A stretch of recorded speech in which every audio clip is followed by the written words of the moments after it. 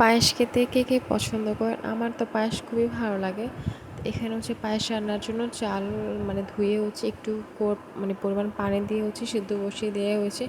এখানে এলাচ তেজপাতা দিয়ে একটু নেড়ে চেড়ে নিয়েছিলাম যাতে চালটা একটু সিদ্ধ হয়, এই জন্য পানি দেওয়া হয়েছিল। তো একটু চালটা সিদ্ধ হওয়ার পরে এখানে যেহেতু পায়েস রান্না করে দুধ তো দিতেই হবে। তো এখানে দুধগুলো ঢেলে দেওয়া হচ্ছে। তো দুধ বরফটা এখনও ছাড়েনি, যার কারণে দেখা যাচ্ছে যে এখনও বরফ আছে। যাই হোক, দুধটা দেওয়ার পরে সুন্দর করে নেড়ে নিয়েছিলাম, যার কারণে যেহেতু চালটা আগে থেকে একটু সিদ্ধ করা ছিল। তো এখানে অনেকক্ষণ পরে দেন আরেকটু নেড়ে চেড়ে নিলাম, দেখলাম যে চালটা প্রায় সিদ্ধ হয়ে গেছে।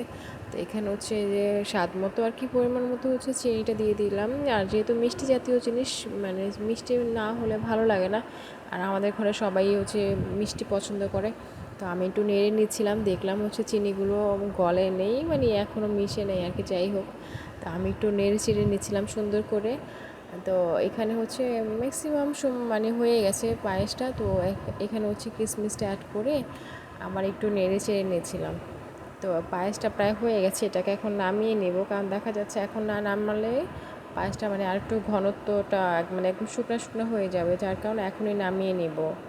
তো এটা হয়ে গেছে, তো এখন নামিয়ে নিচ্ছি। নামানোর পরে ঠিক এরকম হয়ে গেছে, একটু ঘনত্ব হয়ে গেছে, এই জন্য ওভাবে নামিয়ে নিয়েছি।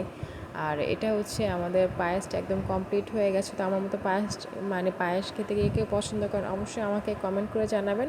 আর আমার পায়েসটা রান্না কেমন হয়েছে সেটাও জানাবেন, ভালো হলেও জানাবেন, দেন ভালো না লাগলেও জানাবেন যদি কোনো ভুল হয়ে থাকে। আজকের মতো এই পর্যন্ত। আল্লাহ হাফেজ।